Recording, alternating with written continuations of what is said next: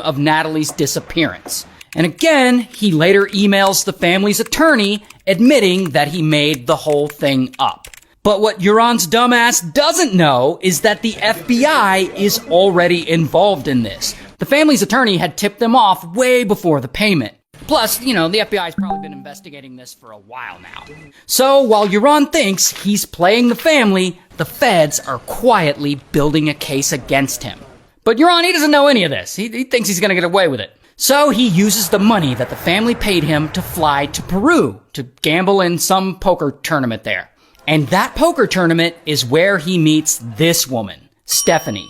And Stephanie, she's 21 and she's, a local Peruvian woman. And Yaron and Stephanie, they meet at the casino and they chat for a while and they hit it off and they later go back to his hotel room.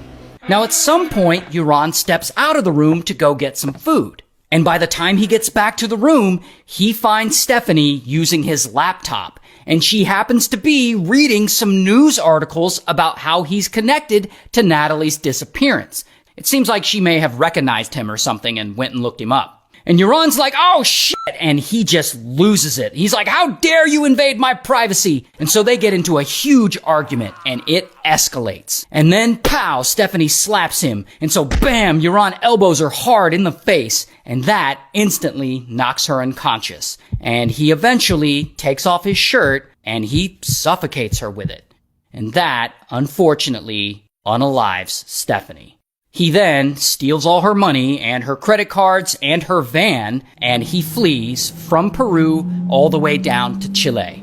And then a few days later, the police find him and bam, they arrest him. Here's his mugshot.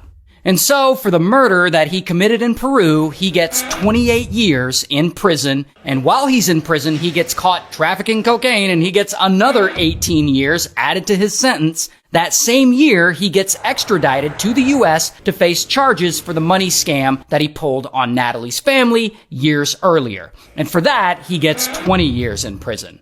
However, after all that, they can't ultimately charge him for Natalie's murder back in Aruba because by this point, the statute of limitations had unfortunately